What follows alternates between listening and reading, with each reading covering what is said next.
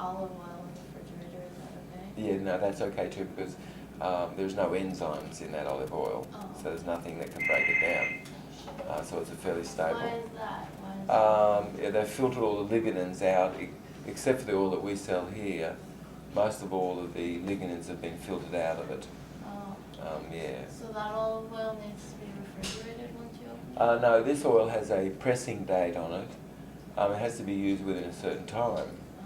Okay. And that's how oil was sold in years gone by.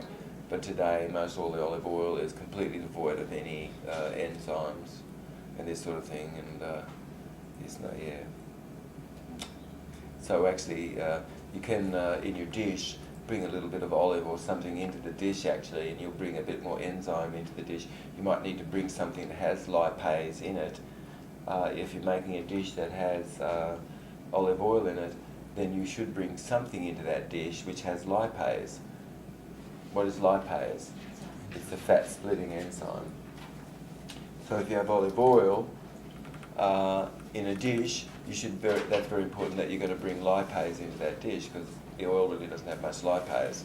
We're going to be talking about things like this, Lipase.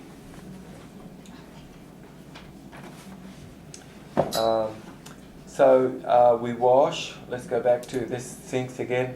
We wash and then we rinse and then we sanitize. And the sanitizing sink could be 170 degrees. Things could be just dipped there for 30 seconds, or you could actually have some chemical in there, and it could be a chemical sanitizing. You could have the 50 parts per million, so it's half an ounce of bleach per gallon, and you could sanitize that way.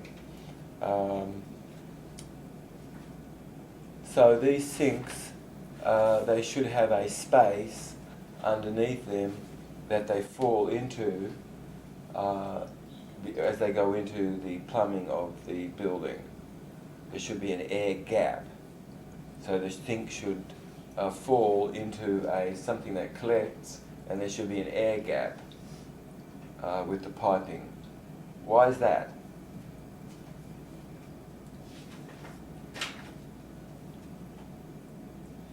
Because of backflow.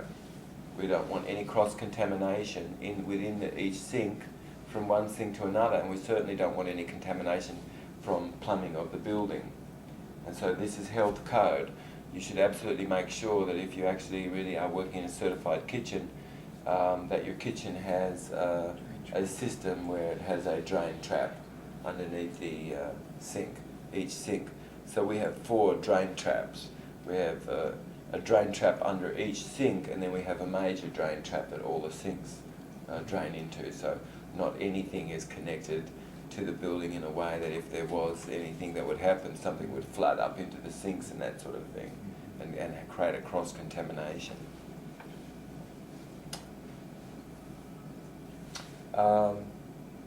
Would it be okay to make soup and leave that soup out for 2.5 hours? No. No. Absolutely not. That's right, not really, no. Why is that? Why can't you make your soup and leave that out?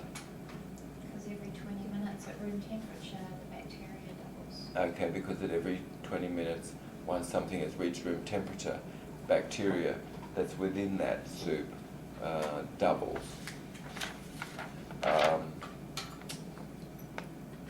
Botulism, the source of botulism primarily is actually foods like garlic and onions and things like that grew in the soil.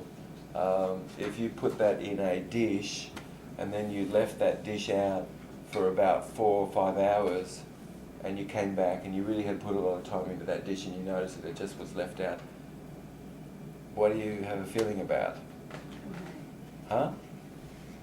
It's probably not good, no. It really isn't, I have to say. If you're actually serving food to people, you should really be mindful that actually that food really is not right. Botulism, certainly, it's a possibility that actually is in that food. Now, the food could be prepared in a way that actually has a little bit of apple cider vinegar and things like that, and you could have made a pH of it around about 4 of a dish, and then it's going to be protected a bit more, but time would pass by, and you know, our rule generally is that things should only be really left out at room temperature that's been prepared like that for no more than 2 hours total. Like I live without a PhD, and I live on garlic. Yes. I stay away from people. Yes. Do they have idea I kill everything with garlic, bacteria, everything? Okay. Like if I have bunch But of yes, but garlic I'm is safe. garlic is a great antibiotic, a herbal antibiotic. But it's amazing because brain research shows that when someone does garlic, it generally causes the brainwaves less than to be coherent. Kind of like, well, it's like. Also too, the ancient people all said to stay away from garlic. They all said to stay away from garlic, and the reason why was because they said it was very stimulating and irritating to the mucous membrane, which I know that it is. There could be some benefit that we get a bit from doing garlic, but actually it's what's called a rajasic food in the Ayurvedic system, and it causes people to sort of like feel that they need to get the yayas or something, I just have in my mind, if I have like lower garlic, I'm safe Yes. from everything. Yes, but possibly might replace that and have a little bit of rosemary. There's other things that you can do, which has even maybe more powerful benefit without having as much of an irritating effect on the mucous membrane and without having an effect on the brain waves.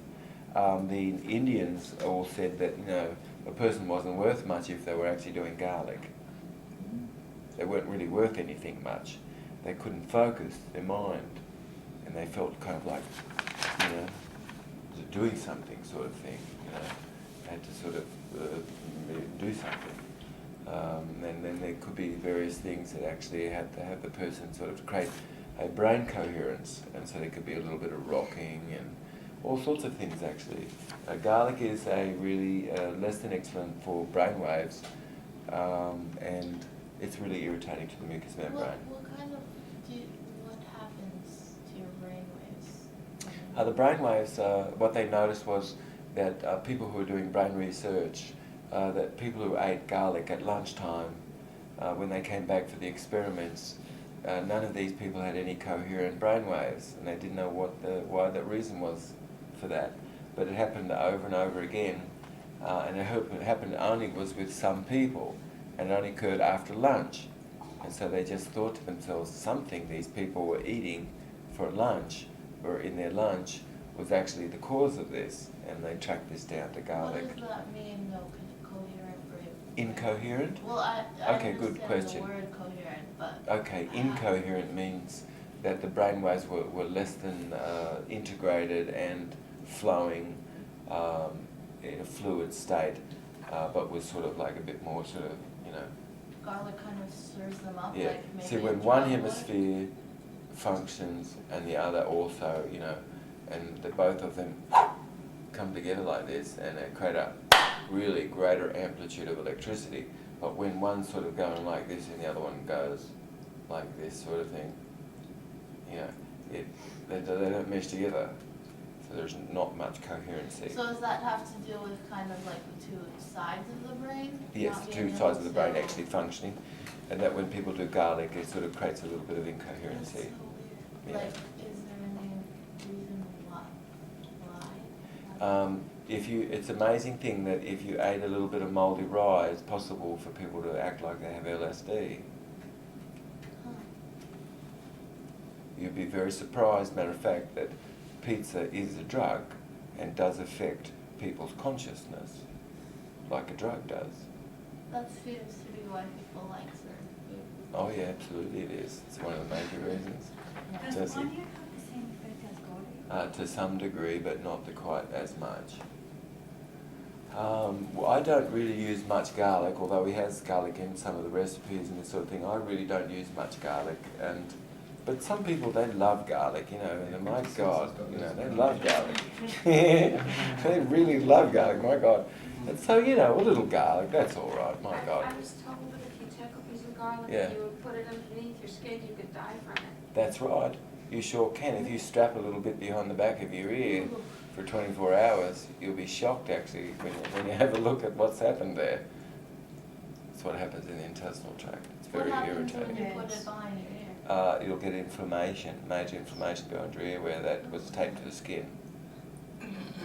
Yeah. So it's a poison, and it works in a way of a poison a bit. And it's incredible because when people first taste garlic or smell it, most people are sort of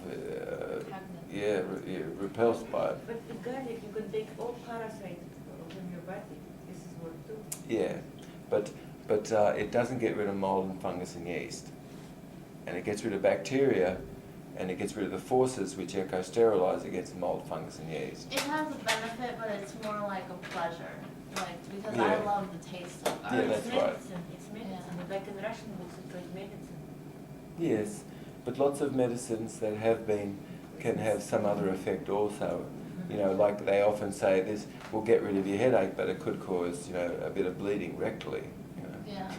Is there anything that gets rid of mold, fungus, and yeast? Does anything get rid of mold, fungus, and yeast? Absolutely. There are things which are anti-mold, anti-fungus, and anti-yeast. That's right. And antimicrobial as well. Yes. Oh, well, we have various herbs and things that one can use. That's anti-mold, anti-fungus, and anti-yeast. We have a great herbal formula that you can bring these herbs into food. So we're going to talk a little bit at some point really a bit more about herbs and that sort of thing. But let's now finish this food protection sort of area that we've really been talking a little bit about right now. We need to really wrap this up and go on over to the kitchen. So now we definitely are aware that we couldn't leave soup outside the temperature danger zone. And the temperature danger zone is again? 41 to 140. 41 to 140 degrees. Could not leave food outside in this temperature danger zone for more than 2 hours. Every 20 minutes it ticks by, the bacteria doubles. Right. Okay. So would that be all right that I can wipe up things with my apron? No. No. Okay, as a life food chef, really make sure that you're really not, I mean, you really keep your apron as clean as you can. It's like a mechanic or anyone. Something that we will always do, and I just pride myself to do this, and that I've run many kitchens, and I've prepared food for thousands and thousands of people, and I've worked with sometimes 40 people actually on the staff preparing food for people. And every single job afterward, and as the person went, was completely cleaned up. So you were not working over the top of anything. When you complete one task, everything is done with that task, and everything is put away, and everything is done. And so you always run your kitchen this way. So when you sit down to eat, or so people would sit down to eat, there is nothing to do. And that it's wise to run your kitchen this way. There is no washing to do, there's no putting in pans or anything away, nothing. Everything is done. Why? Because it was done as it was, as everything was worked with. So now that's very important because most people actually work in a situation, especially in the city here, where space is a premium. And then most kitchens are designed, and the restaurant owners and people like this, they haven't thought of, oh, let's make a big spacious kitchen and we're going to have all this counter space and all this sort of thing. It's generally they're thinking in terms of, oh, how many more seats can we fit in there, and what size the kitchen has to be, sort of thing. So you want to be very efficient with your workspace. And personally, you don't need a big space, you need more of a galley style. Okay, so our life food chefs generally love galley style kitchens. Why? Because all you need to do is to be working here, and you turn around and you get something here, or you just to take one step here to get something here, and you bring it here like this. And so if you work in more of a galley style kitchen, you can get a lot more done. If you're working in a big kitchen with big lots of